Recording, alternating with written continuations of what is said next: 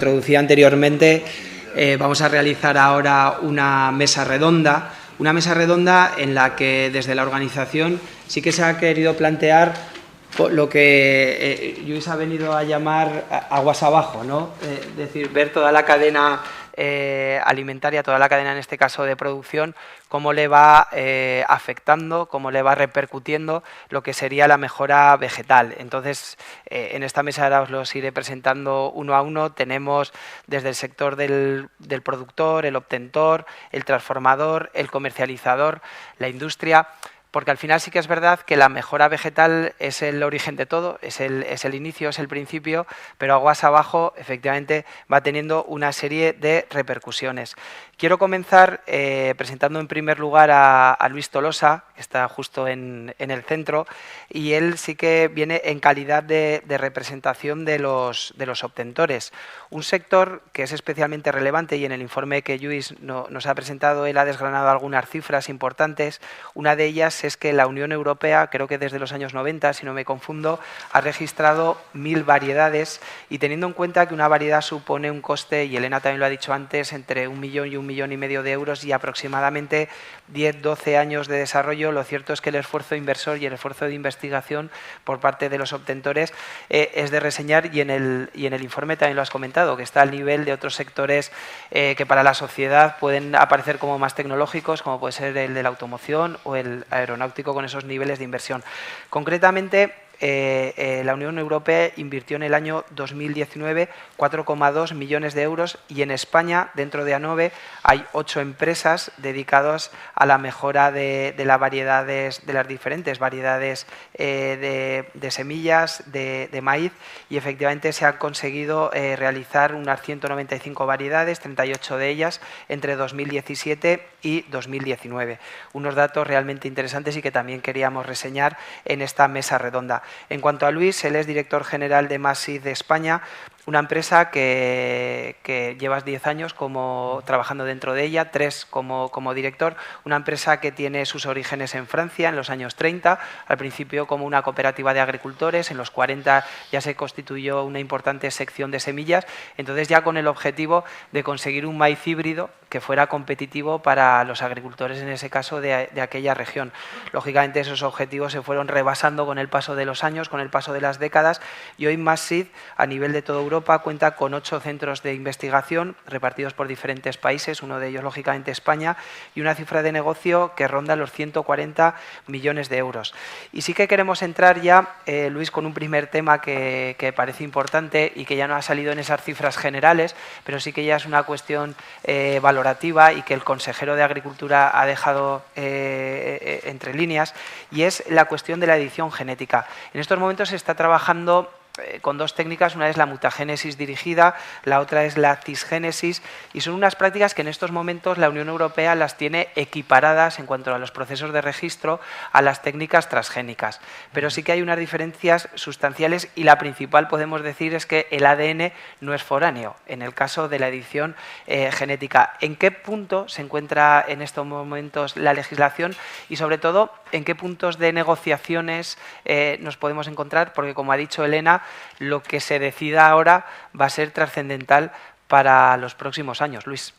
Bueno, gracias por la oportunidad de poder estar aquí con vosotros, porque al final es un tema muy importante que tiene que ver, desde luego, con la obtención vegetal, pero al final el mensaje que hay detrás es más cómo estamos adaptando, cómo está adaptando la industria, cómo está adaptando el mundo, el cambio climático y la producción de nuevas especies, nuevas formas de vida.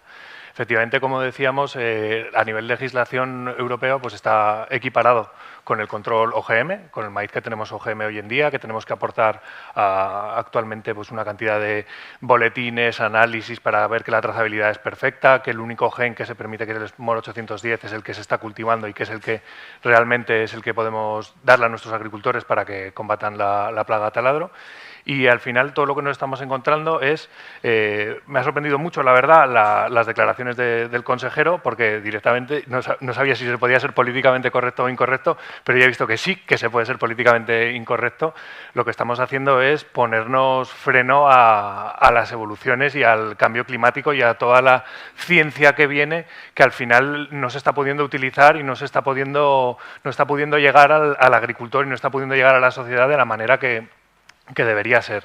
Como bien acabas de decir tú, una cosa es la transgénesis, que al final es añadir un gen de otra planta o de otro ser vivo a otro, que no tiene nada que ver, y las técnicas de las que estamos hablando no tienen nada que ver con esto, simplemente es añadir genes ya de la misma propia planta, o sea, que sexualmente sean compatibles al desarrollo vegetal y así poder ganar tiempo. Al final es lo que estamos hablando, es de tiempo, y estamos hablando de unas armas, de una serie de técnicas científicas que actualmente se podrían utilizar para muchísimas más cosas. Lo que nos encontramos es con un veto, con una prohibición de parte de la Comunidad Europea de no poder utilizarlas y que al final lo estamos viendo respecto de los vegetales, pero que al final podría tener aplicación en muchísimos más sectores.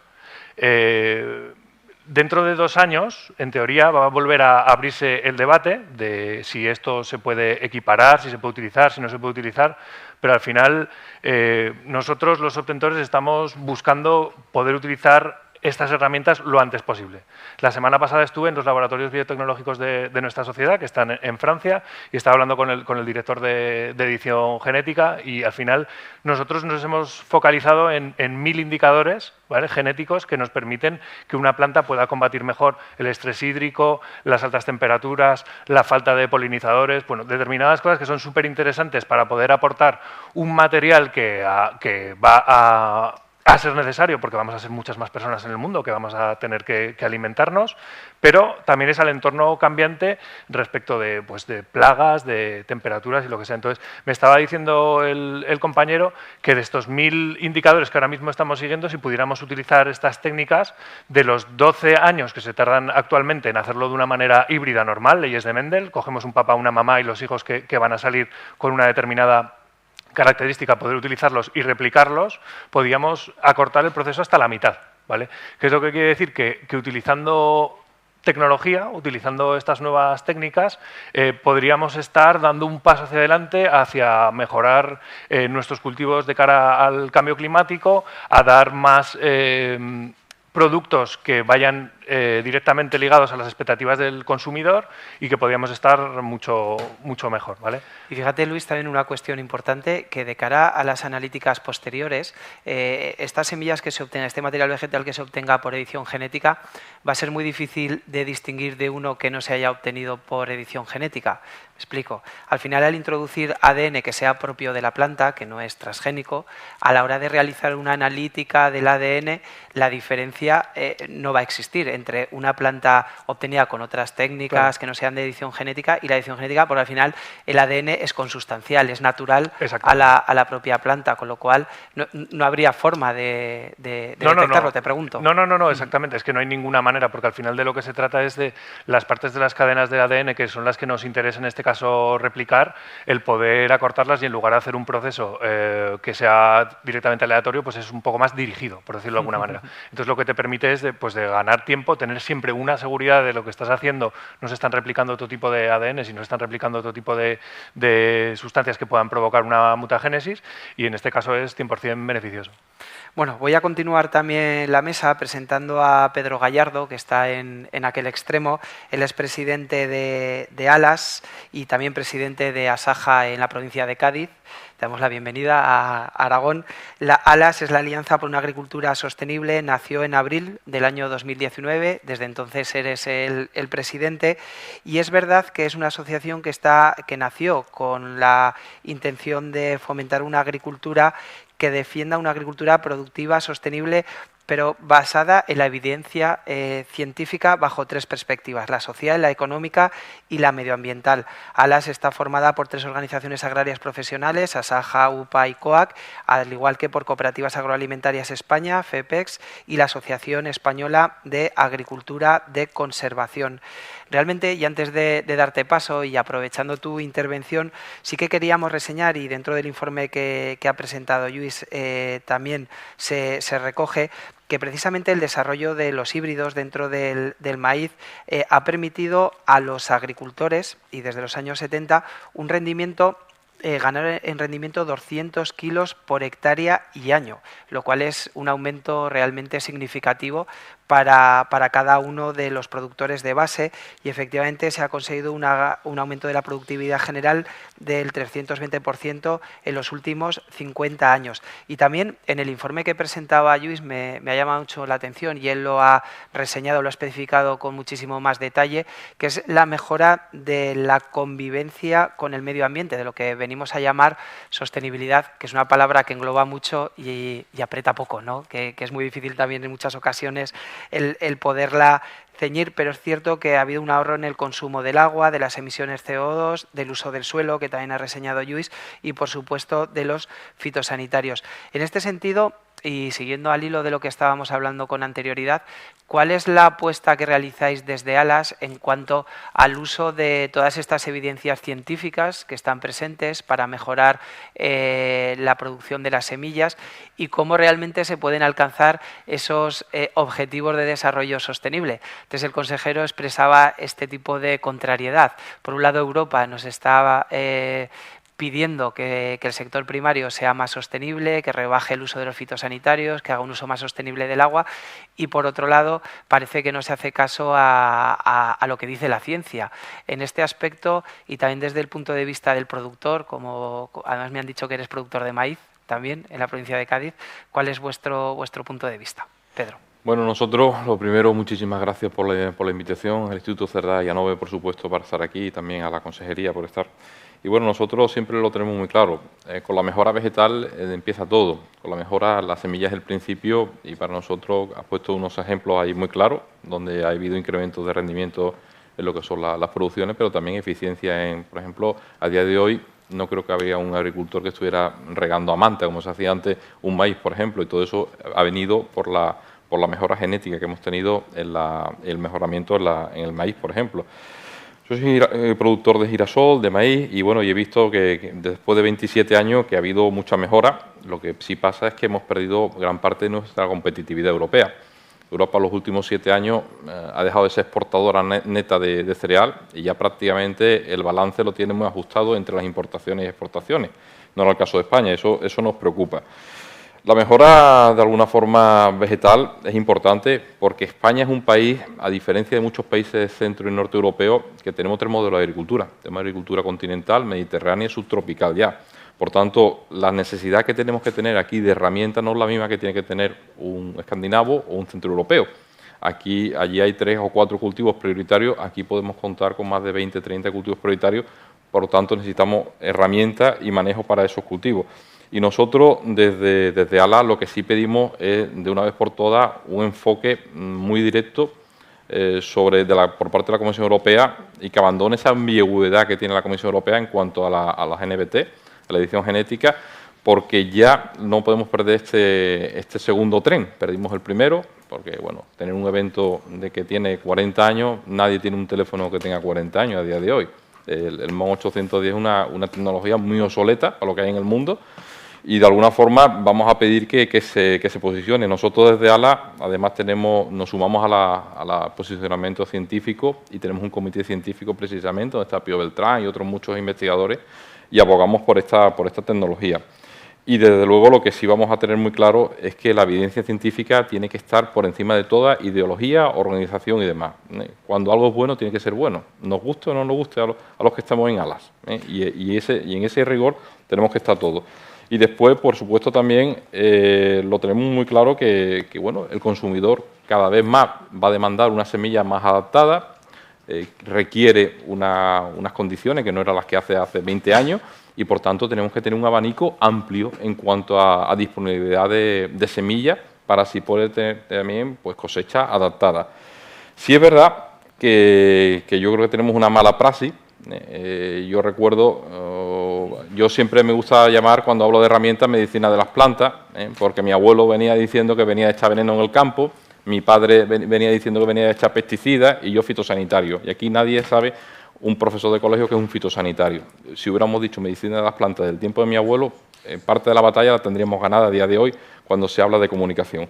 Y después una cuestión importante también que se ha comentado anteriormente. La Comisión Europea nos ha metido un gol por atrás con el Pacto Verde Europeo y con las estrategias, y yo creo que aquí los países, a día de hoy y con la situación que tenemos, tienen que ser más activos en cuanto a la defensa de los agricultores y la soberanía alimentaria. Hemos perdido un 27% de superficie arable en Europa, según las cooperativas de Alemania.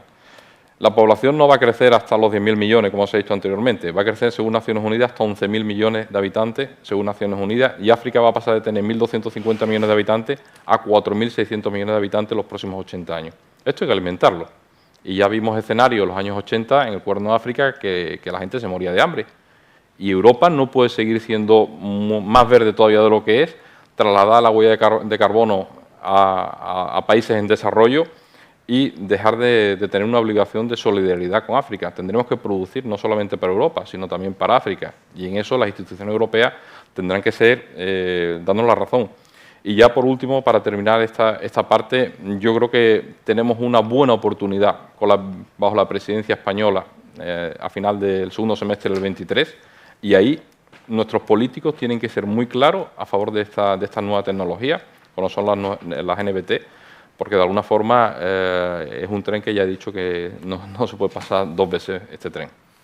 Y recogiendo esta última acotación que has realizado sobre esta normativa, ¿podría ocurrir que si la edición genética sigue equiparada a la transgénica y cuesta tantos años poderla sacar al mercado definitivamente, que por los objetivos que haya nacido esa edición, por ejemplo, ahora que estamos hablando del cambio climático, que pueda ser más resistente a sequías o a periodos de floración anteriores o posteriores, etcétera, puede ocurrir que también al pasar tanto tiempo para que se apruebe ese material vegetal, al final ya no sea efectivo, por ejemplo, 10, 12, 14 años, que haya pasado tanto tiempo respecto a la demanda que hubo en aquel momento, que al final ese material vegetal ya no sea tan eficiente como originalmente se hubiera podido plantear, Pedro? Sí, lo que pasa, Chema, que nosotros, y lo decimos también, España es, la península ibérica, un experimento, un laboratorio experimental. Aquí estamos dando soluciones ahora mismo que van a necesitar los agricultores centroeuropeos dentro de los próximos 20 años. El cambio climático no entra por Escandinavia, entra por aquí, precisamente, por la zona donde hay más sequía, donde hay más erosión, donde hay más golpe de calor. Más que nadie necesitamos nosotros estas herramientas. La pena es que, como bien dice, que si las vamos a adquirir dentro de 12 años, ¿qué va a pasar? Porque además muchas de estas técnicas, por lo que a mí me cuentan, son indetectables en frontera. No es como lo que tenemos ahora mismo que se detecta en frontera. Vamos a perder competitividad, vamos a ser menos competitivos, vamos a importarla de terceros países, oye, y al final vamos a hacer jardineros los agricultores, porque como sigamos así, lo traeremos todo de fuera y aquí nos dedicaremos a producir algunas proteínas, porque queda muy bien decirlo a nivel europeo, pero eso no puede ser. Nosotros somos agricultores y nuestra obligación es producir, producir y producir. Bueno, pues vamos a continuar desglosando todavía más este informe que hoy se presenta y conocer, estamos hablando del futuro, conocer también lo que se ha hecho hasta ahora, pese a no contar con la agilidad que pudiera ser necesaria para la industria. Y es cierto que los agricultores habéis conseguido una mejora de entre el 33 y el 50% de la productividad dentro del cultivo del maíz, lo cual en 2 décadas, en 20 años, ha repercutido en unos ingresos para el sector productor, para el sector de los agricultores, unos ingresos que rondan los 2.000 millones de euros en 20 años. Algo que también quiero comentar con José Luis Romeo, que está a la derecha del anterior ponente. Él es el presidente de la Asociación General de Productores de Maíz de España, asociación que tiene su sede, desde el año 1989 existe la asociación que tiene su sede en Barbastro, en la provincia de Huesca, y es verdad que al principio he dado datos en torno a Aragón, que supone una 1/4 parte del maíz en toda España, pero si ponemos el foco concreto en la provincia de Huesca, en aquellas zonas de Somontano, Cinca, Monegros, etcétera, lo cierto es que el cultivo del maíz se concentra allí con especial fuerza y, como ha dicho el consejero anteriormente, con especial tradición. Nuestros agricultores de aquella zona son sobre todo maiceros y seguramente este año se va a expresar con mayor solvencia por los problemas también que antes comentábamos, pero esa vocación que tiene el agricultor por el maíz sin duda se va a manifestar en el Valle Medio del Ebro. A partir de aquí, José Luis, también te quería comentar que desde el año 2008 no se registran nuevas variedades de maíz BT. en España, si no me equivoco. Y vosotros como productores de maíz BT ya tenéis mucha experiencia en todas estas zonas. Al final, ¿cómo ha influido este tipo de material, cómo ha influido en la gestión económica y medioambiental, también, por qué no decirlo, de vuestras explotaciones? Y si no creéis que ya es necesario el contar con nuevo material, con que haya también una apertura en esta línea, ¿cuál es vuestra experiencia y cuál es vuestra opinión en esta materia? El maíz transgénico, el maíz basado en el MON 810 ha sido muy importante en el Valle del Ebro porque ha permitido desarrollar la técnica de los dobles cultivos. O sea, en el Valle del Ebro nosotros podemos en la provincia de Huesca pues sembrar primero unos guisantes o una cebada y detrás hacer un cultivo de maíz de ciclo corto. Y eso no se podía hacer antes porque para cuando llegaba junio tenías una población de insectos, en concreto del taladro de maíz, tan alta en los campos que no podías enfrentarte a eso. Y entonces el maíz transgénico ha permitido pues que se hagan los dos cultivos y eso ha mejorado mucho el funcionamiento para los agricultores de Huesca y de Lérida y de parte de Zaragoza, donde también se hace. Tiene muchas ventajas porque primero los agricultores tienen dos momentos de ingreso, una vez en junio cuando cosechas la cebada y otra vez en diciembre al final del año. Tiene la ventaja de que es mucho más fácil hacer 7.000 o 8.000 kilos de cebada en una primera cosecha y después otros 10 o 12.000 de maíz en segunda, que hacer un solo maíz de 18.000 kilos, que se pueden hacer, pero en condiciones excelentes. Y entonces da mucha flexibilidad también al agricultor, porque por ejemplo años como este, que no hay agua, pues esos agricultores han sembrado su primera cosecha, que es la de cebada, y si no tienen agua dirán, bueno, pues ahora no voy a sembrar maíz porque no me va a llegar y no voy a tener capacidad. Tienen un ingreso y tienen esa flexibilidad. Todo eso es gracias a la tecnología del MON 810, que tiene ya 20 y tantos años y que ya se vuelve obsoleta, pero gracias a Dios sigue funcionando. El que nos hayan bloqueado otro tipo de transgénicos ha sido un desastre porque nos hubieran permitido, como ha ocurrido con el MON 810, ahorrar en fitosanitarios, en la utilización de determinados herbicidas, etcétera. Y hubiera sido importantísimo. Por ejemplo, los maíces resistentes al Roundup, eso hubiera sido fabuloso.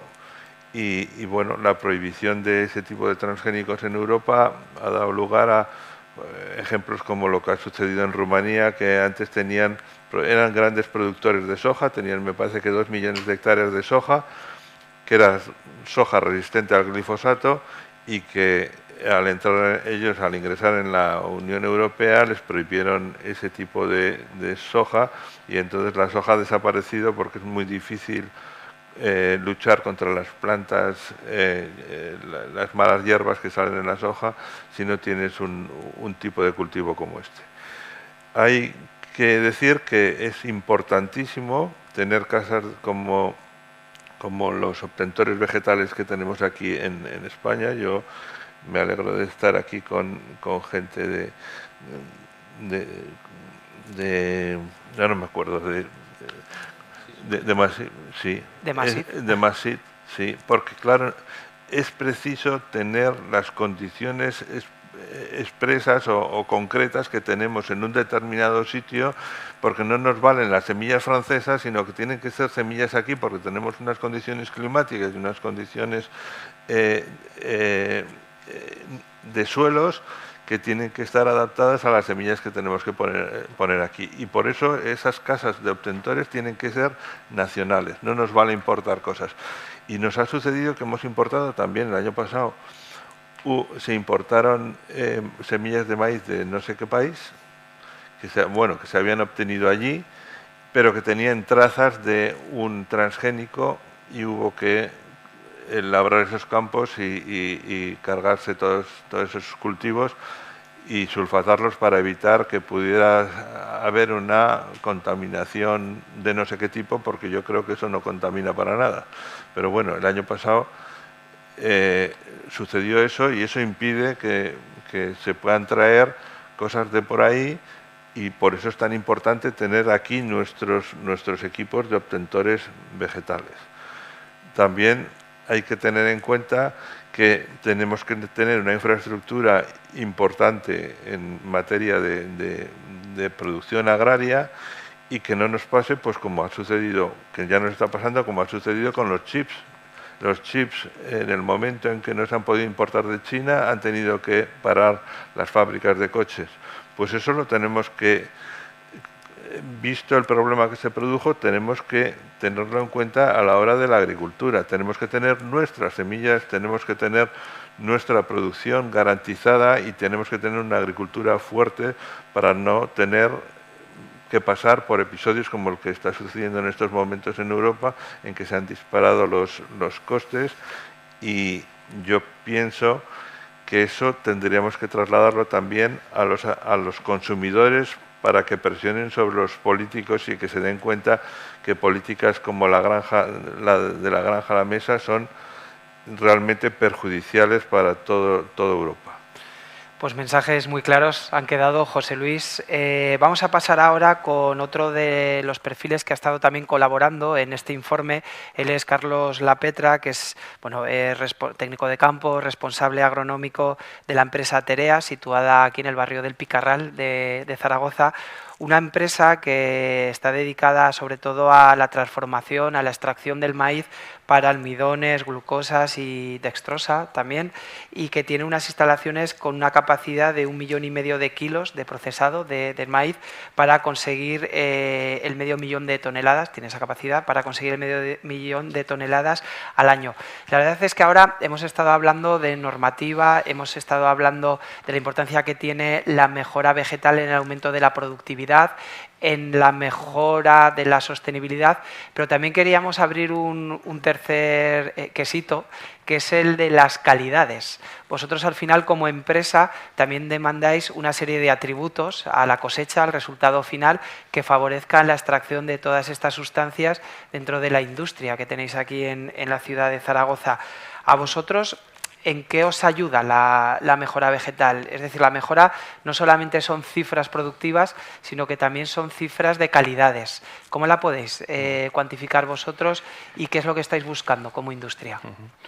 Bueno, pues en primer lugar, gracias a ANOVE por darnos la oportunidad de ser partícipes dentro de las diferentes reuniones que hubo previas a la elaboración del informe, y por supuesto también agradecido de la oportunidad de estar hoy aquí con semejante elenco de ponentes, y ya no sé si tanto darle las gracias a Elena porque al final está retomando la biotecnología por todos lados, y como todos sabéis somos una empresa que lo que no utilizamos es maíz transgénico, pero bueno, yo voy a ir explicando un poquito todo esto.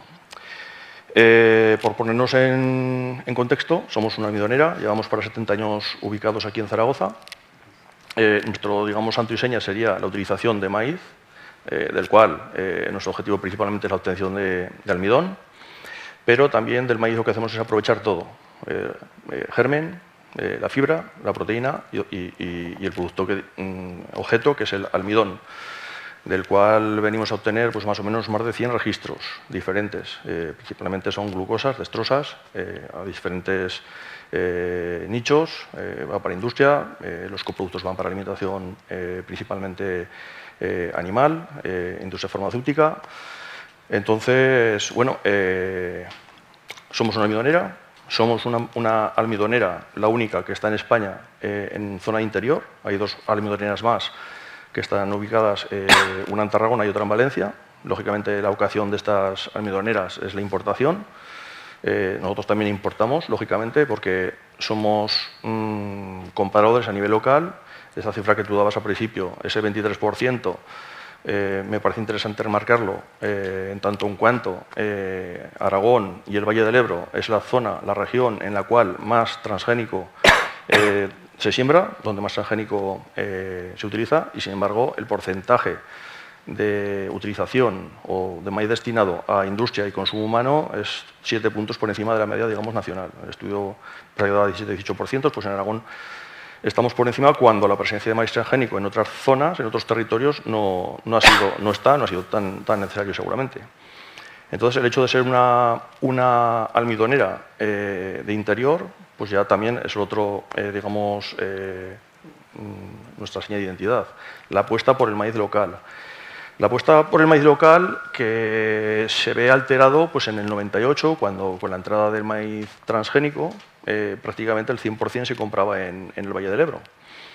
Sí, es verdad que se ha ido evolucionando, ha ido incrementando la capacidad de molienda, ahora estamos en torno a las 400.000 toneladas, entonces se compraba bastante menos cantidad y era todo prácticamente, además de pues, muchos proveedores, lógicamente gran parte de ellos del sector cooperativo. En el 98 entran los transgénicos, una herramienta justificada, lógicamente, viene a solucionar un problema sanitario, a controlar dos orugas que generan mucho problema en el cultivo del maíz, la sesamia y la auxinia, en dos zonas concretamente, Cincovillas y Sarillena, daños terribles y aún hay gente que cuesta dar el paso a la utilización de maíz isogénico porque tienen en su memoria un poco el desastre que se les generaba con estos taladros. Como digo, entra en el 98, prácticamente el maíz de consumo humano queda reducido pues, a la superficie de refugio, un 20%, y a partir de ahí, pues bueno, ahí nuestra empresa tiene que tomar la decisión de si apuesta por la importación o apuesta por la compra local, y en caso de apostar por la compra local, ¿qué se hace? Bueno, afortunadamente pienso para mí y para el sector, para el agricultor, porque al final somos una opción más de compra muy interesante, pues se apuesta por la compra local, se genera un sistema de trazabilidad muy robusto que permita discernir, diferenciar y tener la seguridad de que lo que compramos es isogénico y también poder demostrarlo al cliente final. Parto de la base, y aunque decía que no somos usuarios de la biotecnología, somos beneficiarios y entendemos que esa herramienta es interesante para el agricultor. Somos beneficiarios en el sentido, pues, desde que prácticamente desde el 2010 esta herramienta pues, al final genera pues, la novedad, una utilización masiva, controla, como digo, dos taladros o dos orugas, que principalmente generan mucho daño al maíz, pero no es el único problema que tiene el maíz, y conforme la gente pues, va viendo esta coexistencia con el maíz isogénico, no ve tanto la necesidad de utilizar transgénico para solucionar estos problemas.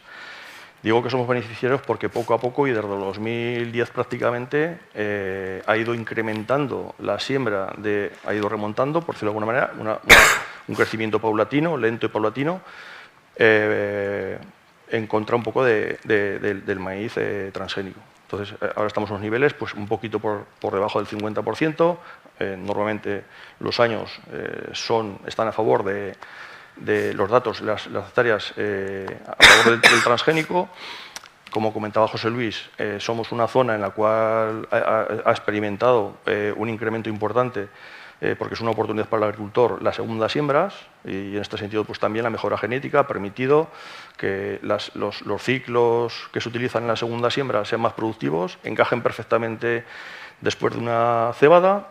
También es verdad que esto está ayudando el cambio climático, las primaveras son más cortas, los otoños también son más cortos, con lo cual el verano se alarga y permiten al agricultor el poder poner con un buen potencial productivo maíces de segunda cosecha. Si bien es cierto que esto es una ventaja, pero también al mismo tiempo se convierte en un inconveniente en cuanto hablamos de aspectos sanitarios, y en este sentido aquí sí que nos afecta son las micotoxinas. Como decía, nos ha ido permitiendo ir creciendo en isogénico debido a que se ha generado un mosaico natural que ha permitido una convivencia en la cual pues, sanitariamente se ha beneficiado el maíz isogénico. Recientemente nosotros hemos terminado un estudio y nos ha permitido ver pues, que este mosaico, llevando a unos mínimos de un 20 o un 25% en explotaciones de maíz transgénico, conjugado con otras alternativas como labores, fechas de siembra y utilizando herramientas con un perfil ecotoxicológico bueno, el taladro hoy por hoy no es un problema. De hecho, si preguntamos al agricultor el problema, si hay algún problema que tiene en mente para el maíz, pues posiblemente hablen de araña o hablen de, si hablamos en términos de araña, sí, sería principalmente el tema de la araña, y a nivel industrial serían los problemas que tenemos con las micotoxinas. A nivel de De calidad, como comentaba, pues del grano aprovechamos el germen, la fibra, la proteína. Son productos que en estos casos van a alimentación animal principalmente. Y si nos centramos en el caso de la fibra y la proteína, pues ahí concretamente se acumulan más los problemas de micotoxinas, no tanto en el almidón, pero sí en la fibra y en la proteína. El DON en la fibra, la C en la proteína. Y la proteína, por ejemplo, para que tengáis un dato, viene a ser un 4 o un 5% del volumen del maíz. Es el color amarillo que tiene el maíz, viene de la proteína, y una vez que la extraemos, bueno, pues esto ha ido evolucionando a los diferentes nichos a los cuales ha ido. Ha pasado del vacuno a las aves, ahora está utilizándose mayoritariamente en piscifactorías y el sector premium de las mascotas, con lo cual aquí el nivel de exigencia micotoxinas es altísimo, equiparable los umbrales de exigencias al nivel de microbiología, pues a nivel de las exigencias que tiene la alimentación infantil. La proteína, que no es nuestro objetivo, pero que sí que es una parte importante también por el valor añadido que tiene, es un producto que puede estar en el mercado en torno, en estos momentos, más de 1.000 euros, 1.500, incluso más, pues ha sido una parte, digamos, sacrificada como efecto colateral a un incremento de producción año tras año, como habéis estado comentando, pues la proteína ha bajado un poquito. Esto nos comentan, nos consultan los compañeros en producción, pues qué podemos hacer, ¿no? Pues, posiblemente las variedades estén bien de proteína, lo que pasa que al final es un parámetro que es incompatible, igual que pasa en los trigos, inversamente proporcional con la producción. Más producción, menos proteína. Si bien es cierto que es un parámetro que se puede mejorar con un manejo de nitrógeno, con lo cual para nosotros eso es un mal menor frente a la ventaja que aporta la producción. Y en cuanto al almidón, pues es un parámetro que ni ha sufrido muchos cambios, ni tampoco se pide que haya muchos cambios, porque al final el almidón está constituido por dos moléculas de azúcar, que son la amilosa y la amilopectina. Son dos estructuras diferentes y están en una proporción, amilopectina en un 95%, amilosa en un 5%. Hay cierto juego, o el cierto juego que pueda haber por lo que aportan las variedades de maíz, digamos, amarillo, y las circunstancias, digamos, de cada año, que sí que aportan a la arquitectura, a la conformación del almidón, pero en definitiva permite el contenido estándar que estas variedades tienen, que el almidón que obtenemos de las calidades adecuadas y podamos llegar a hacer esos más de 100 registros que tenemos obtenidos a partir del almidón. Eso sería un poquito como resumen. Micotoxinas sí que nos afecta de una manera tremendamente preocupante. Es un objetivo, un enemigo a batir. Ahora estamos comentando, previo a entrar aquí, hay potencial de sembrar maíz en segunda cosecha, pero tanto nosotros, consumo humano y consumo industrial, como los fabricantes de pienso, tenemos un problema. A nosotros nos preguntan importantes empresas aragonesas que destinan maíz transgénico a consumo de pienso, ¿qué hacemos este año? Porque el año pasado, pues, aun haciendo una buena gestión en la recepción del maíz, tuvieron estas empresas también problemas de micotoxinas. No es el problema solo generado en el almacén, sino que la mayor parte de las veces viene de campo, y ahí hay un protagonista que es el fusarium. Y hay una labor importante para realizar, combatirlo y minimizar el impacto que tenga sobre la calidad del producto y que el agricultor pueda seguir haciendo esta práctica tan interesante como es la segunda siembra. La verdad es que las micotoxinas es un problema que ahí está y que vamos a seguir tratando con el resto de los ponentes, y es cierto también que la mejora vegetal, pues bueno, debe de contribuir también al control de este tipo de cuestiones.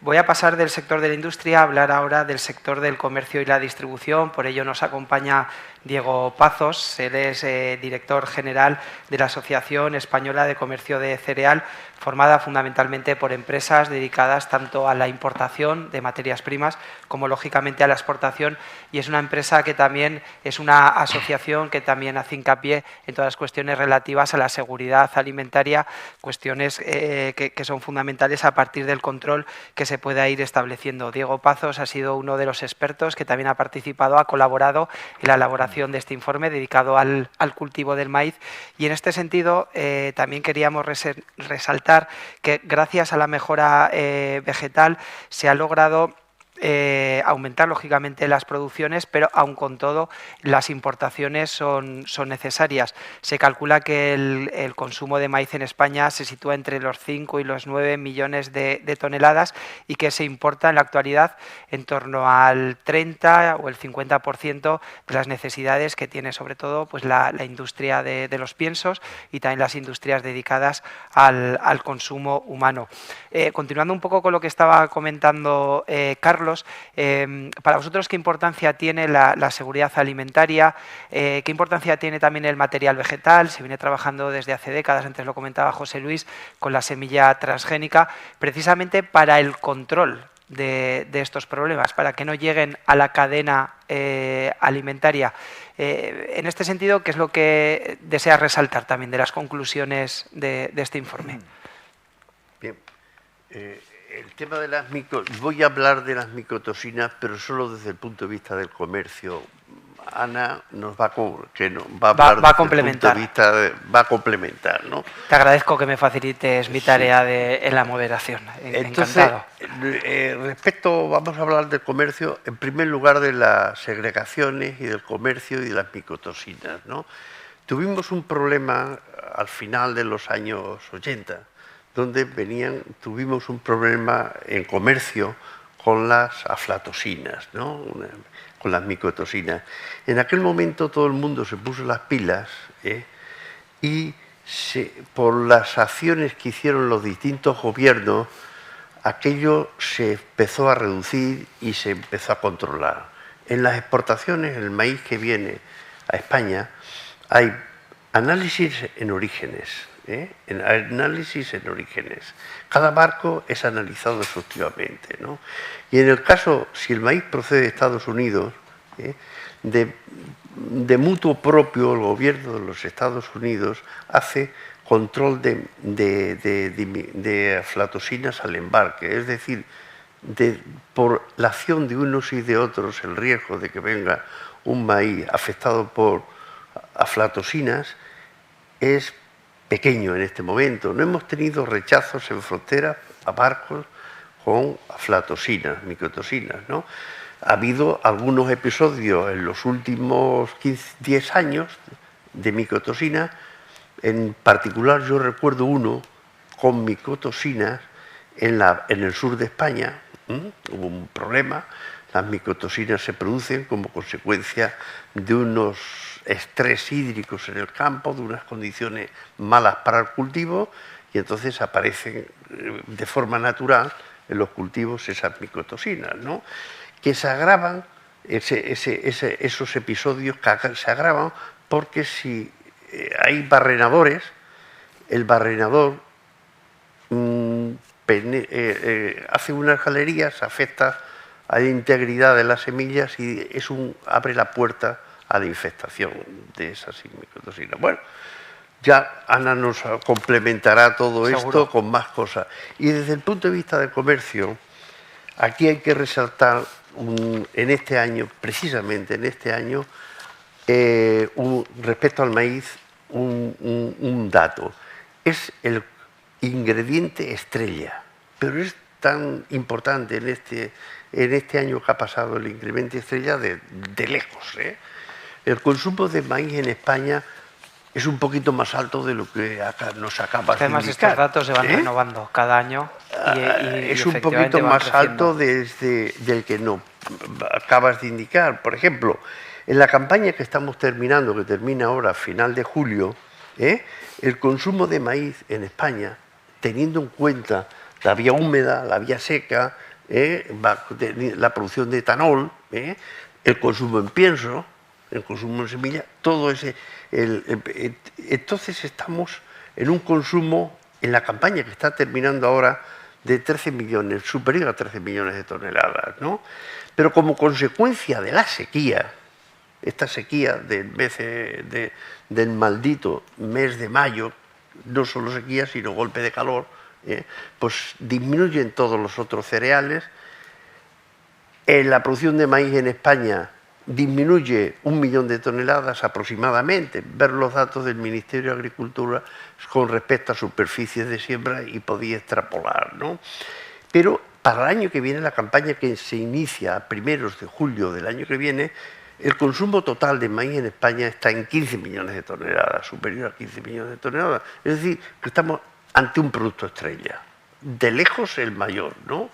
Las posibilidades de abastecimiento de cereal en España pasan por importar mucho maíz, mucho maíz. Y con respecto a la segregación, pues los que utilizan maíz no transgénico o maíz, digamos, en el futuro, no producido con técnica de edición genética, pues tendrán que tener los mismos canales que actualmente. Pagarán un sobreprecio por esa segregación, por esa transformación, pues depende del origen, pagarán 15, 20 euros por tonelada más, y así se están apañando los que importan maíz flink de Argentina o maíz no transgénico de Europa o de maíz, o lo producen aquí bajo programas especiales que segregan, que tienen en cuenta las necesidades que les impone el usuario de este maíz no transgénico. No sé si me habla específicamente y si, perfectamente. Si queda tiempo, como dijimos, pues sí, damos yo creo una que nota sobre y tendremos una sobre el problema ronda de Ucrania. De cuestiones, eso lo abordaremos también. Bueno, voy a seguir desgranando todavía más el informe sobre el cultivo del maíz. Decir que gracias a la mejora en la productividad, a la mejora genética que ha habido, se calcula que se ha logrado ahorrar un total de entre 9 y 14 millones de euros en 20 años de importaciones, de costes de transporte. Es decir, gracias a la productividad que se ha logrado superar aquí dentro de la península ibérica, dentro de España, es cierto que hay unos costes de transporte, unas emisiones de gases de efecto invernadero que se han reducido. Y esta es una realidad. Cuestiones que también vamos a abordar con Ana Hurtado, que ella es ingeniera agrónoma desde el año 2004, es directora de CESFAC, de la Confederación Española de Fabricantes de Alimentos Compuestos para Animales, una organización profesional que representa a un sector que produce, son datos del 2019, seguramente me los vas a corregir, como ha hecho Daniel anteriormente. Bueno, según los últimos datos que he podido encontrar en vuestra página web, produce el sector 26 millones de toneladas, año 2019, insisto, al menos aquí en Aragón esto va creciendo, y fundamentalmente de piensos para porcino, bovino y avicultura también. Quería retomar el tema de Ucrania, que ha dejado sobre la mesa anteriormente Daniel, pero sí que podemos abordar anteriormente la cuestión de las micotoxinas, que sí que es una cuestión que hemos hablado desde el punto de vista del consumo humano, hemos hablado también desde el punto de vista de las importaciones, de los controles que se realizan en los puertos, pero es cierto que de cara a la alimentación animal en estos momentos es una cuestión fundamental, y que lógicamente el material vegetal de origen con el que se esté jugando pues es esencial para conseguir una sanidad, en este caso de la materia prima, importante, ¿no? Para el sector, para la industria de los piensos. Ana. Hola, bueno, pues muchas gracias, sobre todo por habernos invitado y contar con nosotros con el informe, porque me parece que arroja datos muy interesantes y que está muy bien tenerlo presente, porque también pone un poco el foco a la biotecnología, que está tan denostada últimamente, que parece que esto es política y no ciencia, y creo que hay que canalizarlo bien. Pues respecto a lo que dices, pensad que en nuestra página web tenemos datos de producción de pienso industrial, es decir, que estamos en torno al pienso con autoconsumo en torno a los 36 millones de toneladas. España es de los principales productores de piensos en Europa. Y fijaos qué contradicción, que al final somos dependientes de materia prima, porque en España no se produce una gran cantidad de materia prima, con lo cual tenemos que casar estas circunstancias. Principales productores de piensos, pero deficitarios de materias primas. Y entonces todo nos afecta muchísimo, como estamos viendo ahora y como lo estamos viviendo, en cuanto a temas de abastecimiento, ¿no? El tema de las micotoxinas es uno de los principales problemas, porque la legislación de la alimentación animal es muy exigente y vamos a tener un cambio que lo vamos a vivir justo ahora, porque está a punto prácticamente ya casi para publicarse, un cambio en la normativa de sustancias indeseables que regulan las micotoxinas. Actualmente solo se regula la aflatoxina. Con lo cual, sí que era recomendable los niveles de otras micotoxinas, pero a partir de ahora no, a partir de ahora se amplía el campo y entonces va a haber una regulación máxima de otras micotoxinas, con lo cual ahora vamos a tener que exigir más a nuestros proveedores el control de las materias primas, porque es cierto que a nosotros nos exigen que el pienso esté conforme. Con lo cual, es importantísimo nuevas herramientas que hagan que todos los cultivos mejoren en cuanto a estos niveles. Es decir, no tiene ningún sentido, ¿no? Como lo decía el consejero, regular en un nivel de los fabricantes de piensos que cumplamos con micotoxinas, pero que no se den herramientas para que luego los cultivos puedan llegar a este punto. Si nosotros en realidad en las fábricas no se producen las micotoxinas, o sea, ya nos viene por la materia prima o por un almacenamiento que no corresponde. Pero entonces no tiene sentido. Vamos a poner una normativa que ahonde en la seguridad alimentaria, que ahonde en la mejora para el consumidor, para el medio ambiente, para los animales, pero con unas herramientas que nos permitan alcanzar ese hito, porque si no, no tiene sentido. Y de todo esto va también el tema que has comentado, la sostenibilidad. Ahora se nos exige que seamos sostenibles, reduzcamos nuestra huella hídrica, nuestra huella de carbono, etcétera, etcétera, y tengamos materia prima de proximidad. ¿Y qué herramientas se nos permiten, ¿no? O sea, ¿esto cómo lo vamos a poder hacer? Y vuelvo a lo que he iniciado al principio. Si somos los principales fabricantes de piensos y dependemos de la materia prima de fuera, nuestra huella de carbono evidentemente es complicada. Si hablamos de maíz, si hablamos de soja, es que la tenemos que traer de fuera, es que no nos queda otra. Y si el sector ganadero quiere ser competitivo, o sea, estamos hablando de alcanzar unos niveles con unas herramientas muy paupérrimas, es decir, que no tiene sentido en este sentido. O sea, tenemos que mejorar es nuestro potencial, pero también dar herramientas para ello. O sea, somos conscientes de que la sostenibilidad va a llegar. La estrategia del Green Deal está ahí y se va a tener que ejecutar, la vamos a tener que hacer todos. Y todos los eslabones que estamos aquí, no cada uno de forma independiente, sino todos coordinados. Y yo creo que es un poco este sentido, pero con herramientas que realmente no sean necesarias, o sea, y que puedan ser eficientes para alcanzar los objetivos. Bueno, pues voy a cerrar este primer turno de intervenciones con Emilio Betrán. Él es el responsable del Centro de Sanidad y Certificación Vegetal del Gobierno de Aragón desde el 2021, también el jefe de servicio. Y es cierto que hasta ahora hemos ido viendo la visión de los productores, de la industria, de los comercializadores, de la distribución, y nos queda la visión también de la administración pública. Entre los cometidos del Centro de Sanidad y Certificación Vegetal se encuentra la vigilancia y control de las plagas y enfermedades de los vegetales. También se realizan trabajos de asesoramiento, transferencia. También hay un control, lógicamente, de los productos fitosanitarios y en lo que nos ocupa también de las semillas y plantas de vivero. Y también se realiza una monitorización, un control de los cultivos transgénicos, que en este caso en Aragón pues es el cultivo del maíz. Es verdad que en los últimos años los agricultores, los productores, sí que han tenido que hacer frente a la famosa reducción de las materias activas en los fitosanitarios para poder trabajar todas estas cuestiones, todas estas plagas, enfermedades que han salido aquí sobre la mesa. ¿Cuál es también vuestro punto de vista? Si la normativa está siendo realmente justa, si también hay una celeridad a la hora de flexibilizar esta normativa. Creo que esta semana, por ejemplo, sí que se ha activado alguna cuestión, algún cultivo muy concreto. ¿Cómo ves en estos momentos toda esta legislación? Vosotros al final estáis con el territorio, pero también tenéis que conocer toda la normativa. ¿Cómo lo estáis viviendo, Emilio, en estos momentos? Sí, buenos días a todos y gracias por invitarnos. Y la ventaja de hablar el último, que ya muchos de los temas se han tocado, pero es en cuanto al tema de los fitosanitarios y como hay representantes aquí, tanto del sector productor, empresas, creo que es una visión que compartimos también desde la Administración. Las limitaciones que se vienen produciendo ya en los últimos años, en los 10, 12 últimos años, con la pérdida de materias activas, que sin duda pues con la publicación del reglamento 1107 pues hubo muchísimas materias activas que seguro que con razones justificadas se pudieron dejar de utilizar, y a esa pérdida de materias activas, que en teoría iba a ser suplida con unos trámites de reconocimiento mutuo entre Estados miembros mucho más ágiles, tampoco ha acabado de funcionar. Entonces, la situación en la que nos encontramos ahora es efectivamente pues un problema de disponibilidad de materias activas, y luego incluso a nivel nacional, porque las materias activas se registran a nivel europeo y luego hay una autorización de productos a nivel nacional, pues una reevaluación constante de los productos que hace que se pierdan herramientas que estaban hasta el momento a disposición de los agricultores.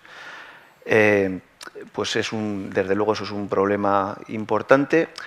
El camino que se viene trazando es el que es, pero también hay que ser conscientes de que hay problemas y cada vez tenemos más problemas, y como ya se ha dicho durante la mesa, hay nuevos problemas que van apareciendo, además de los que ya tenemos. Pues tenemos nosotros, por ejemplo, aquí en Aragón, en los últimos 3 o 4 años, nos han aparecido pues 2 malas hierbas, una que seguro que conocéis, el teosinte, tenemos Amaranthus palmeri, que también apareció precisamente en zonas próximas a industrias de pienso, que casi seguro que vino con importaciones de maíz de terceros países, pero que ya lo tenemos colonizando algunas zonas de producción. Tenemos desde el año pasado la presencia de Diabrótica virgéfera, que era una plaga de cuarentena, que ahora ya ha dejado de ser de cuarentena, pero que es una plaga importante que no la teníamos y ha aparecido. Y todos esos nuevos problemas no tienen prácticamente ninguna solución fitosanitaria. Si le unimos a los que ya teníamos antes y a la pérdida de materias activas, el camino que nos queda es complejo. Si además, ya se ha comentado también, el Pacto Verde, la Estrategia Europea de la Granja a la Mesa, está hablando de una reducción en la utilización de productos fitosanitarios ya registrados a nivel de explotación de hasta el 50%, agravarán, yo creo, que todavía más el problema. Ya se ha comentado, incluso el consejero lo ha dicho, el renunciar a todas estas herramientas tecnológicas. Además, aquí somos un ejemplo de utilización de la biotecnología y los que no la quieren utilizar. Ejemplo de coexistencia. Por supuesto, con herramientas de trazabilidad, que seguro que a Carlos y a su empresa le cuesta muchísimo tiempo y esfuerzo garantizar esa trazabilidad, pero al final se demuestra que se puede utilizar biotecnología, se pueden utilizar métodos alternativos, pero desde luego si queremos producir tendremos que tener esas herramientas para poder seguir produciendo, porque, como digo, los problemas que tenemos fitosanitarios son cada vez mayores. Y ya para terminar, pues además llega un momento en el que este año, por ejemplo, hubo una autorización para importación de maíz. Lo importante es producir, ¿no? Y hubo una autorización para importación de maíz de terceros países en un momento de crisis, precisamente con toda la situación que se vivió en Ucrania, que creo que razonadamente pues, se modificaron los NMR para la importación de determinados de maíz de determinados orígenes, por un problema de desabastecimiento. Entonces, la Unión Europea tiene que establecer un poco cuál quiere ser su hoja de ruta, si queremos seguir produciendo o queremos otra cosa. Lo que no se puede es, el primer objetivo del Pacto Verde, aumentar la producción, alimentos sanos, que haya disponibilidad de alimentos y además reducir todo, fertilizantes, fitosanitarios. No utilizar biotecnología es un poco intentar la cuadratura del círculo. Yo creo que la estrategia, desde luego, se tiene que repensar con toda la situación que se está viviendo en estos momentos. En esta línea, y ya que has terminado con esta locución, iba a tocar otro tema, pero sí que, Pedro, te quería lanzar una pregunta. En estos momentos, la política agraria común, la PAC, que nació originariamente en teoría, para compensar las rentas de los agricultores y que los consumidores pues, no tuviéramos que pagar tanto en las tiendas o en los supermercados. ¿Crees que en estos momentos la PAC es una herramienta más que de compensación, sí que de control normativo y medioambiental para el productor, para el agricultor y para toda la cadena agroalimentaria? ¿Cuál es tu visión? Muchísimo, Chema, porque estamos olvidando la componente de la producción. Estamos olvidando el componente de la producción en la PAC, asimismo como la componente común. Como bien decía Emilio hace un momento, nosotros abogamos por una PAC productiva, una PAC que genere recursos, una PAC que gaste insumos, una PAC que deje en el territorio pues, empresas auxiliares, etcétera, etcétera. Una PAC que gaste semillas, que gaste fertilizantes, y eso es lo que nos gusta. Lo que no queremos es una PAC intervencionista, una PAC que de alguna forma te dé una prima por ser verde, por ser medio ecologista y por tener que traer productos y mercancías de terceros países sin esa trazabilidad que se nos impone aquí en Europa. Y en ese sentido yo creo que si algo que tenemos que aprender, y eso lo tendría que aprender también la Comisión Europea, es que hemos salido de esta pandemia, muchos, algunos han quedado en el camino, gracias a la ciencia. Y gracias a la ciencia tendremos que tener esas herramientas que necesitamos precisamente en España. Yo entiendo que un gobierno holandés, pues abogue por el trading y abogue no por una agricultura productiva. Pero aquí, precisamente, que tenemos un país rico, cuando tenemos agua también, y que tenemos un modelo de agricultura muy asentado, una ganadería que exportamos a todas las zonas del mundo, pues precisamente tendríamos que tener herramientas, que es lo que estamos pidiendo, porque tenemos un cambio climático, que son los primeros que lo vamos a sufrir, y lo que no podemos tener son gobiernos, de alguna forma, gobiernos que cuando van a discutir a nivel europeo, vayan siempre a la cola, en el vagón de cola. Si Francia va a apoyar este producto, nosotros también. Si Italia lo va a hacer, nosotros también. No. España tiene que ir a la cabeza y tirando del tren, porque necesitamos precisamente esos productos. Y lo que enlazo con lo que comentaba anteriormente, si hemos salido de la pandemia es gracias a la ciencia. Estaba viendo los datos de producción mundial de maíz, hemos subido un 43% la producción de maíz desde el año 2010 al 2022. En 12 años, un 43%. Pero no se dice que el consumo ha subido más y que consumimos más maíz que producimos. No se dice, y no lo saben los consumidores, que hemos perdido un 30% de estocaje a nivel mundial en los últimos 7 años. Si esto sigue así, desde luego, y si tenemos una pandemia, no los humanos, el maíz tiene una pandemia el día de mañana, un virus que tenga el maíz, aquí va a morir hasta el apuntador, porque no va a haber producción mundial para sostener este planeta que tenemos ahora mismo. Por tanto, más que nunca, semillas adaptadas y herramientas que nos dejen producir. Pues hablando de mercados internacionales, es verdad que una de las cuestiones que también queríamos abordar y anteriormente ha salido aquí a colación es todo el asunto del abastecimiento de las materias primas. Hemos vivido un año 2022 marcado efectivamente por la guerra en Ucrania, entre Rusia y Ucrania. Ucrania es el gran productor mundial, primer productor mundial de girasol, creo que de cebada y maíz es el sexto productor en estos momentos. Y sí que, Luis, quería retomar contigo esta cuestión porque vosotros, desde Más Seed Semillas, abristeis en el año 2018, creo, 2018 abristeis una planta en Moripol, en una de las ciudades ucranianas, una planta de investigación, y tenéis allí pues, bueno, un interés productivo, industrial, comercial, etcétera.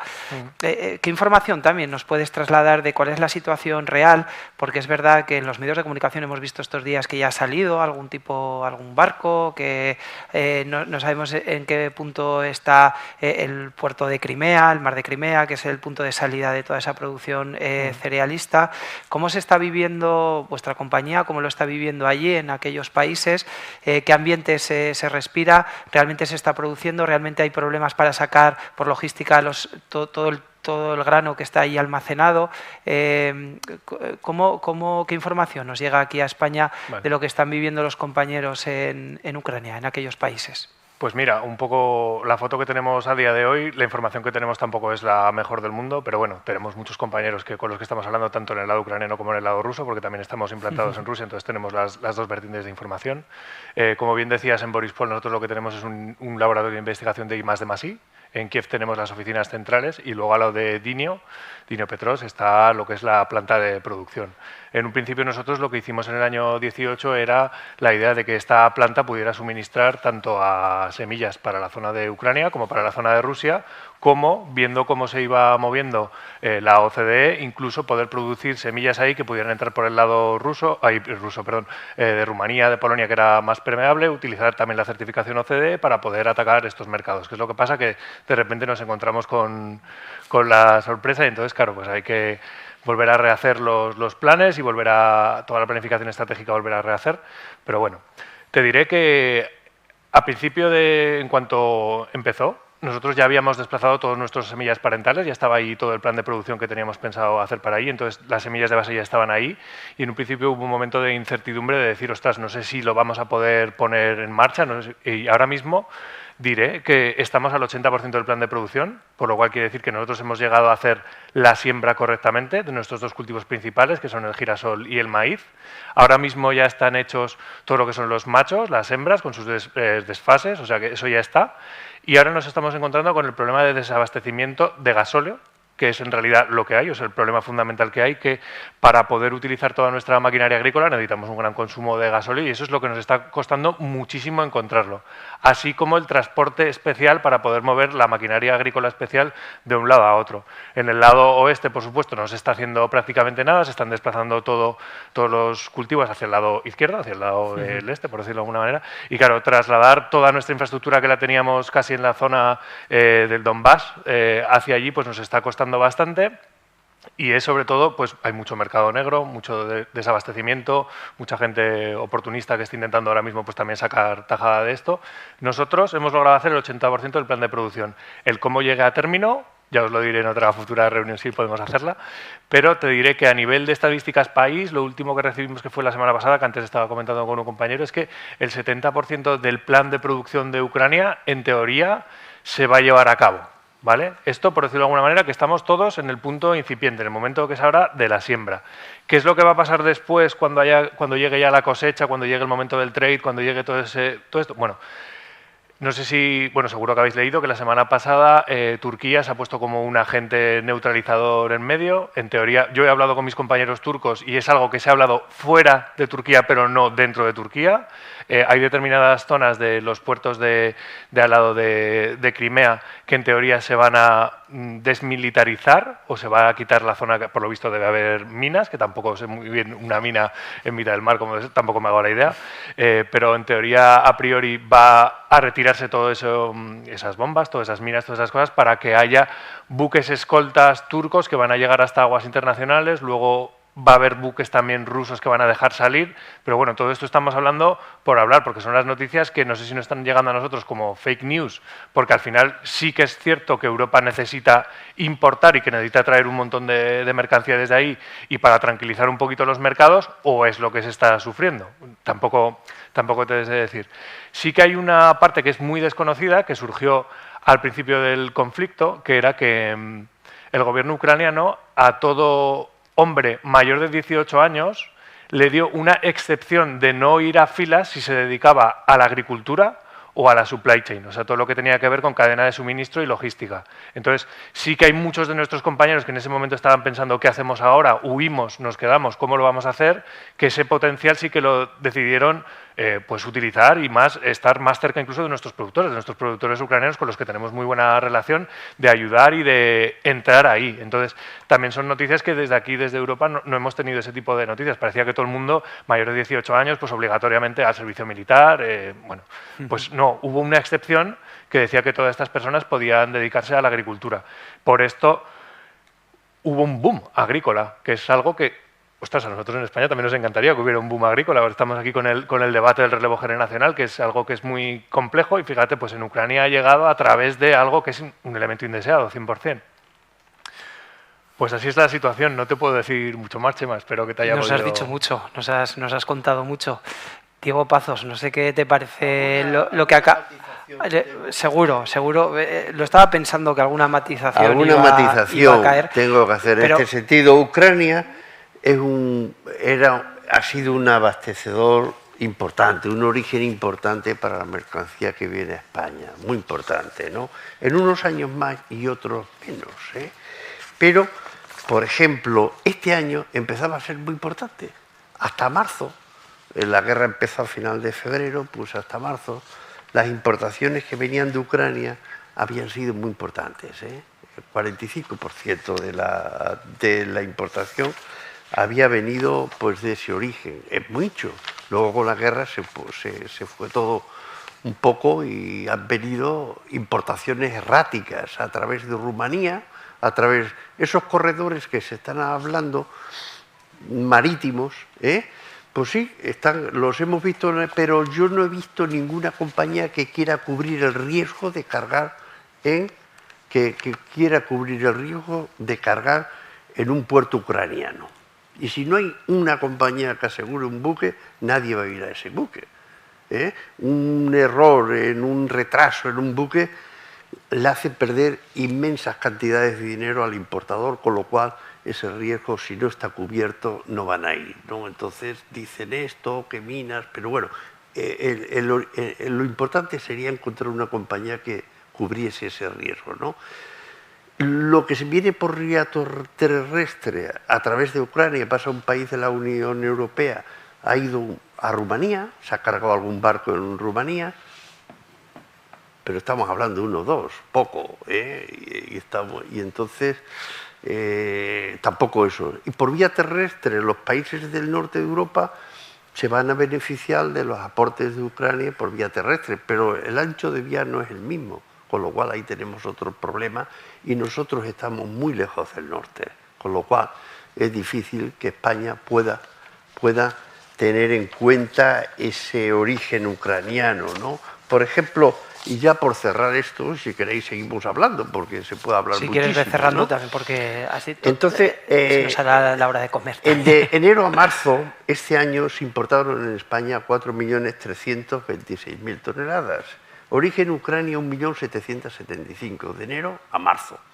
Luego en marzo, pues eso se ha interrumpido en seco. Eso era el 41%, ¿no? En años anteriores, en la campaña anterior, los orígenes de Ucrania eran el 15%. El año 2020-2021 era el 8%. Es decir, que habíamos ido subiendo. El origen de Ucrania es muy importante. Si nos falta el origen de Ucrania, los abastecimientos de la ganadería española y demás cosas y demás están un poco en riesgo. ¿Por qué? Porque el tema, no podemos tenemos origen americano, origen brasileño y origen europeo. Si estamos no solo en manos de origen europeo, nuestra fórmula de pienso comparativa va a subir de precio y no va a poderse, no vamos a hacer una ganadería sostenible. Pedro, Bueno, también quería matizar algo y también si tenéis alguna cuestión o alguna pregunta. Bueno, pues vamos con Pedro un momento y sí. Dos consideraciones muy rápido, Chema.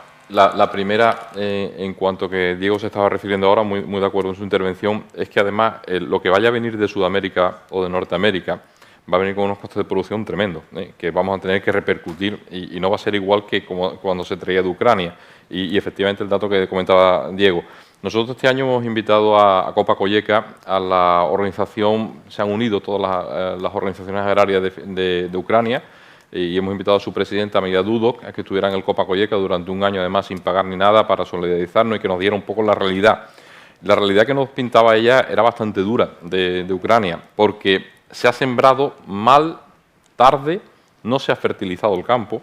Los rendimientos de Ucrania este año seguramente pueden ser, aunque a lo mejor se abarque una superficie similar, evidentemente bastante menos, pero similar, los rendimientos no van a ser los que tenía Ucrania. Hay que recordar que Ucrania en el año 2000 producía 5 millones de toneladas de maíz y está produciendo casi 30 millones de toneladas de maíz, ha multiplicado casi por 6 su producción.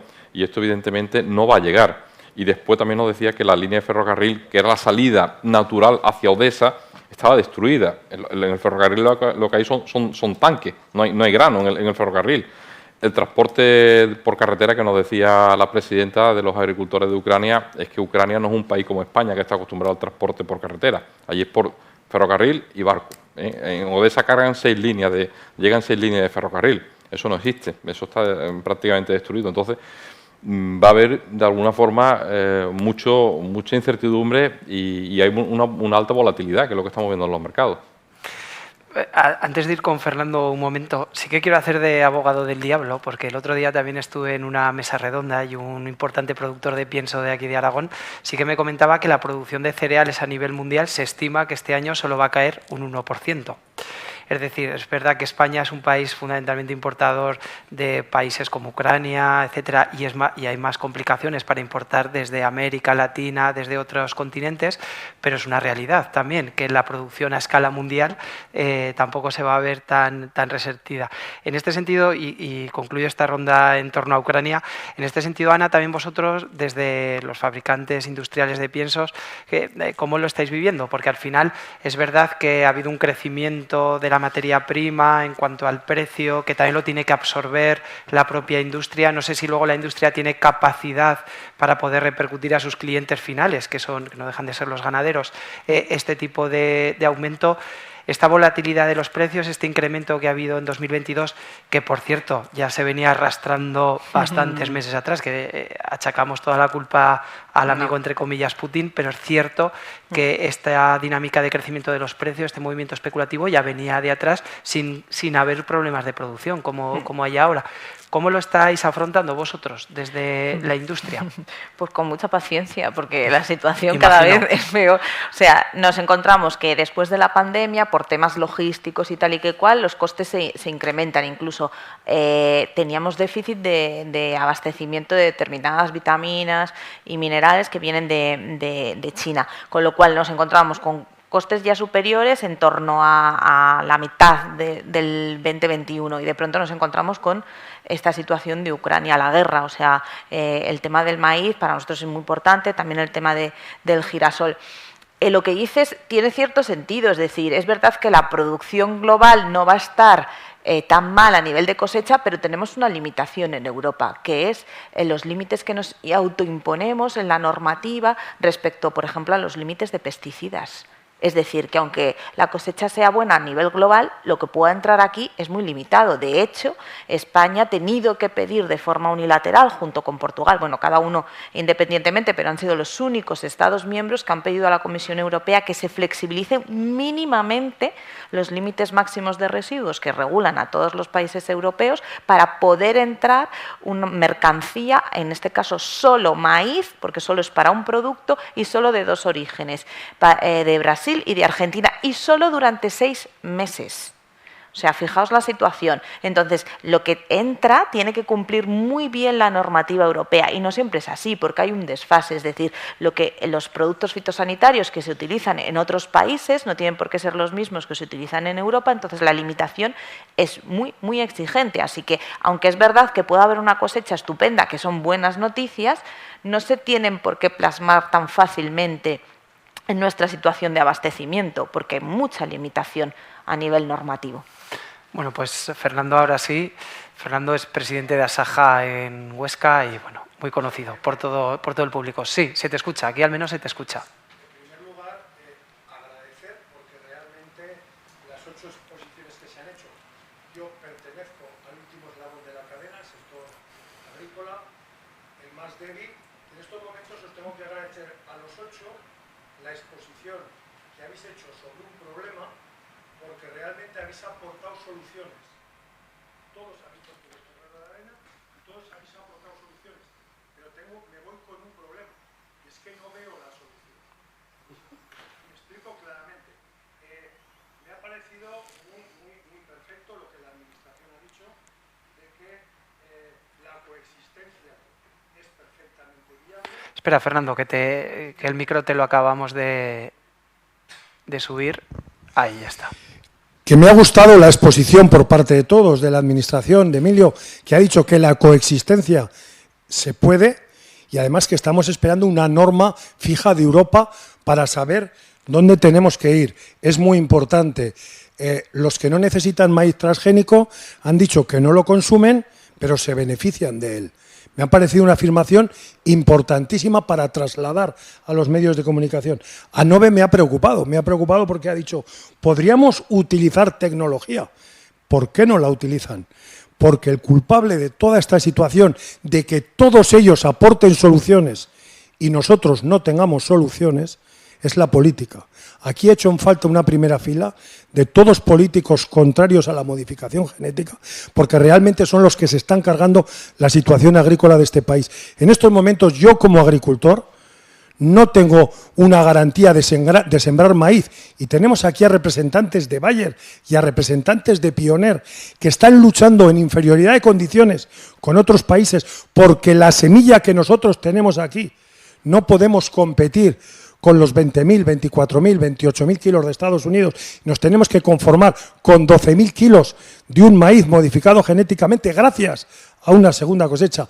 Yo no puedo elegir en estos momentos un girasol que me garantice una rentabilidad económica.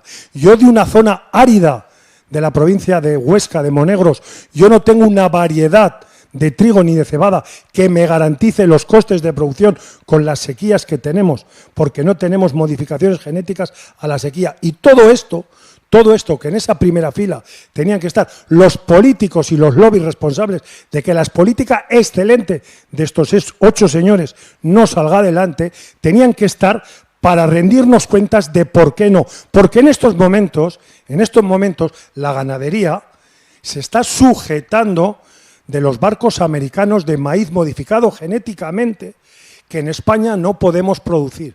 Y ahora lo podemos consumir y cuando la bonanza económica va bien, los lobbies medioambientalistas no lo están prohibiendo. Estamos haciendo una política medioambientalista de salón. Perdonadme que yo tengo que ser claro porque represento a una organización profesional agraria. Os felicito en vuestras 8 exposiciones porque habéis dado con las soluciones, pero permite que diga como representante de una organización agraria que la política nacional, Ministerio de Transición Ecológica y los lobbies europeos que manipulan la política europea están dejando a Europa al pie de los caballos de la tecnología mundial. China está apostando por estructuras agrarias, embalses a montón, con OGMs en África comprando millones. Estados Unidos se está frotando las manos trayéndonos maíz a Pasaje y a Tarragona, del que nosotros no podemos producir. Y mientras, yo, como agricultor, tengo la cebada cosechada y no sé si sembrar maíz, porque no sé si voy a sacar rendimiento económico y no tengo un girasol que me compita porque la casa ANOVE no puede investigar en girasoles porque la legislación se lo prohíbe. Permitirme que ha sido una exposición, un desahogo, pero felicitaros porque cualquiera de los 8 habéis aportado soluciones al problema que tenemos los agricultores. Muchas gracias. Bueno, pues ese desahogo nos ha servido también para interpretar mejor esta mesa redonda y para conocerla. Yo simplemente, Fernando, vi un pequeño apunte a lo que comentas y recientemente también tuve la oportunidad de estar en una jornada organizada por APROSE aquí en Zaragoza y actué como ponente en aquella ocasión, no como moderador. Y me preguntaban qué es lo que se podía hacer desde el sector de la comunicación para mejorar el uso de la semilla certificada. Y yo dije que al final lo que hay que hacer desde la comunicación es tratar de influir a los políticos. Y a los políticos solo se les puede influir de una forma, que es influyendo a la opinión pública. Al final las políticas que se hacen en Europa y que se pueden hacer en España y que se hacen en Aragón es en base a lo que la sociedad demande a esos políticos. Si no intervenimos en una política activa desde el sector que traslade a la sociedad nuestros mensajes, va a ser difícil que esos políticos hagan caso a algo que no les llega porque la sociedad no les está demandando. Simplemente es una pequeña acotación. Bueno, no lo quiero monopolizar, ¿eh? Además yo aquí soy el menos indicado para hablar de la cuestión, pero bueno, terminamos con Ángel. Vale, pues terminamos. Fernando, pues contéstame rápidamente. Faltaría. El que yo haya dicho esto no quiere decir complementa lo que tú has dicho. El que yo haya comentado esto no quiere decir que nosotros estemos en contra de ninguna posición en estos momentos. Tanto GESLIBE como más bien GESLIBE con la gestión de las licencias vegetales y el Gobierno de Aragón, estamos en plena y en total concordancia de diálogo por el tema de las tasas impositivas de la investigación. Pero el problema que tenemos, al agricultor no nos cuesta pagar esa tasa que tenemos que pagar. Nosotros lo que necesitamos es pagar por unas semillas coherentes y que esas semillas, y se lo digo a ANOVE, que bueno, tenía que estar GESLIBE aquí, el gestión, que es que se abran ese abanico de posibilidades porque la disparidad de siembra que hay en Aragón permite que no en todos los territorios de Aragón se puedan gastar 80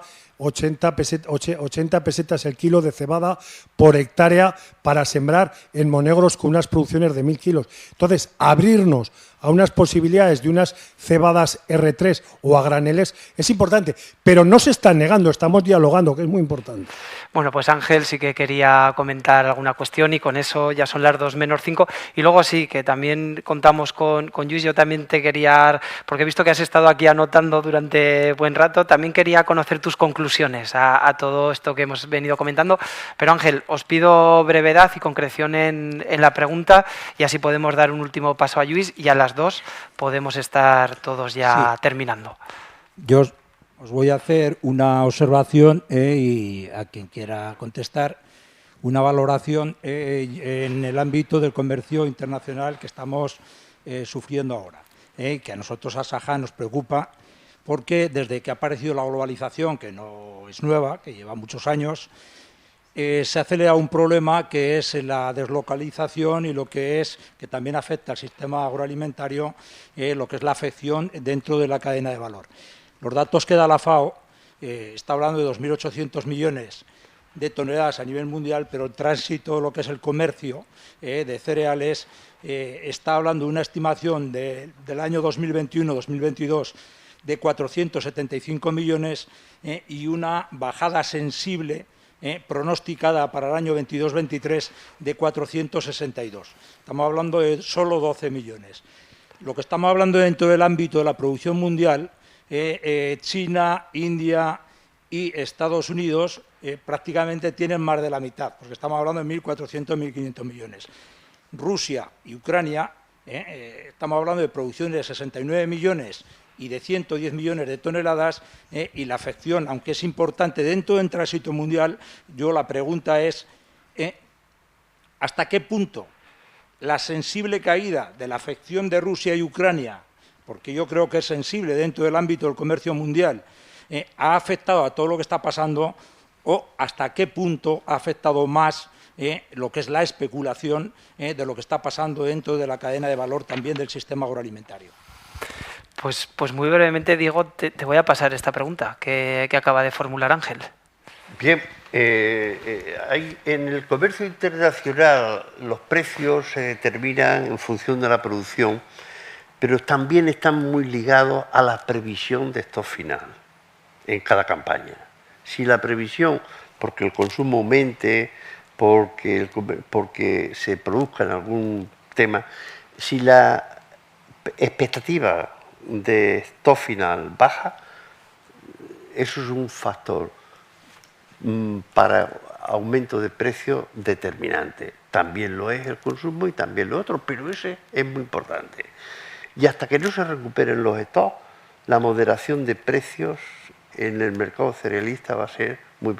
Pero eso no tiene que ver mucho con la especulación, porque aquí especulamos todos, los agricultores, los comerciantes, los que se dedican al comercio internacional, todo el mundo, los países también especulan, ¿no?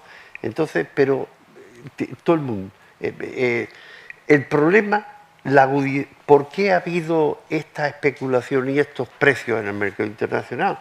Por supuesto que teníamos el problema anterior a la guerra de Ucrania, y la guerra de Ucrania ha retirado del comercio, ¿cuánto? 20 millones de toneladas, Eso no es significativo, pero es tan sensible este mercado que retirar 20 millones de toneladas, más una declaración de India, más inconvenientes a la oferta de trigo que tenga la Rusia, han sido un cóctel perfecto, el incremento de los fletes. Hay otros factores alcistas, ¿no? Pero solo con eso ya tenemos el problema planteado de forma dramática, Pero no hay mayores unos u otros, es un conjunto de factores alcistas que se han asociado y se han agravado por la guerra de Ucrania. Que Ucrania es un gran productor, pero no tiene mucho peso en el comercio internacional como podrían tener otros. Pero solo con un poquito ya el cóctel de elementos alcistas se ha completado. Bueno, pues hemos hablado de mejora vegetal, hemos hablado también del comercio del grano. Luis, yo también he visto que has estado, como decía antes, anotando aquí muchas de las cuestiones que han ido planteando todos estos expertos, ellos más vinculados al cultivo del maíz. También, ¿qué conclusiones extraes? ¿Cómo complementa toda esta información al informe que vosotros habéis elaborado? ¿Qué ideas les quieres trasladar al público? No, a ver, como observador, digamos, he tomado notas porque soy observador y bueno, me parece muy interesante todos los comentarios. Y simplemente era decir, yo no sé, nosotros empezamos el estudio, creo que era 2019, principio de 2019 o final de 2018 incluso, igual, no sé, ya no me acuerdo. Pero quiero decir que, y antes hablabais de la opinión pública, la importancia de la opinión pública para presionar los políticos en el sentido, bueno, que yo creo que es una buena oportunidad a pesar de los pesares, la situación que tenemos, hacer de la necesidad de virtud es una buena oportunidad, porque, digamos, desde cuando empezamos el estudio, a principios de 2019, fijaros, es que ha salido todo por aquí, digamos, ¿no? COVID, crisis de fertilizantes, crisis energética, inflación, guerra de Ucrania, aceleración y percepción de la aceleración, que eso es muy importante, el cambio climático. Ahora la población lo estamos viendo, lo estamos palpando esto, ¿no? Crisis de medios logísticos, crisis de suministro. Es decir, tengo la sensación, claro que los que estabais en el sector, en los sectores, ya percibíais muchas de estas cosas, pero bueno, hay algunas cosas que no, que son, pues, el COVID es nuevo, digamos, ¿no? Es decir, tengo la sensación de que estamos en un punto que la gente va a entender que hagamos un back to the basics, ¿no? Es decir, aquello que se daba por sentado, que es la alimentación, pues bueno, hoy en día igual no lo podemos dar tanto por garantizado, y por tanto, seguramente ese momento para hacer la cuadratura del círculo que decíais, bueno, para cuadrar ese círculo, porque tendremos que seguir dando respuesta a los criterios ambientales, cambio climático, es decir, es muy complicado, pero tenemos que apostar otra vez por el retorno a lo básico, que es la alimentación de la población, y bueno, pues seguramente es el momento de en esa cuadratura del círculo, bueno, romper algunas costuras, introducir algún elemento que hasta ahora era anatema, pero que seguramente si no apostamos por ello, pues no podremos dar respuesta a todo ello, ¿no? Entonces, y aquí una de las cuestiones que también, una conclusión del estudio, una cuestión también que cae por su propio peso en el estudio, es la necesidad de esta colaboración de toda la cadena, ¿no? Porque sí que lo que hemos visto es decir, bueno, es que las soluciones están en todos los eslabones de la cadena, empezando por el sector obtentor, que es el que hoy protagoniza la jornada, y que ese diálogo entre todos los agentes los que va a traer las soluciones, ¿no? Una pregunta que a menudo nos hacíamos es ¿qué le pedís al sector obtentor, ¿no? Esta pregunta se puede trasladar a lo largo de toda la cadena para encontrar todas las soluciones, ¿no? Al final la solución no es única, sino que vendrá de la coyuntura, digamos, de todas las soluciones para respuesta a esos grandes retos, ¿no? Pues con esta intervención sí que quiero realizar un breve resumen de conclusiones de cada una de vuestras intervenciones. Comentar que Luis Tolosa de Massid ha explicado que las técnicas de edición genética se gana mucho tiempo para la obtención de variedades para afrontar los retos sociales que estaba citando ahora mismo Lluís y por supuesto climáticos, que se tardan 12 años en conseguir una variedad que con edición genética se pueden acortar a la mitad, es lo que ha comentado. Pedro Gallardo, por su parte, que ha resaltado que la semilla es el origen, es el inicio de toda la actividad, que se necesitan tecnologías para producir, en el caso especial de España, con esos cultivos continentales, mediterráneos, subtropicales también, que somos un campo de laboratorio para toda la Unión Europea en cuanto a material vegetal, y que efectivamente la presidencia española de la Unión Europea tiene que ser muy clara en cuanto a la edición genética, que ahí el sector también tiene que estar encima. José Luis Romeo ha estado explicando que el maíz BT dio a los agricultores la posibilidad de apostar por el maíz como segundo cultivo, como segunda siembra en la misma campaña, y al ser resistente al taladro y poder recibir en este caso 2 rentas, que también ha permitido pues bueno, amortizar las importantes inversiones que ha habido sobre todo en materia de transformación y modernización. Es muy importante tener en España empresas de obtención de variedades adaptadas aquí para que no haya problemas como los que has citado que hubo la pasada campaña. Por su parte, Carlos Lapetra ha estado hablando de la coexistencia del maíz transgénico, del maíz BT, con el convencional que existe en Aragón y en todo el Valle del Ebro, y que es exigente esa diferenciación que hay en estos momentos. La mejora genética ha ayudado mucho en la calidad del maíz y en la producción, y el taladro es verdad que se ha logrado evitar gracias a las variedades transgénicas, pero que también ha dejado de ser un problema prioritario, al menos en estos momentos, para las variedades isogénicas. Diego Pazos, por su parte, bueno, pues está hablando sobre las micotoxinas, que se hacen efectivamente grandes controles en origen y en los últimos años no se han detectado problemas importantes, y el consumo de maíz es en estos momentos muy elevado en España, ha elevado la cifra a 35 millones de toneladas, según la...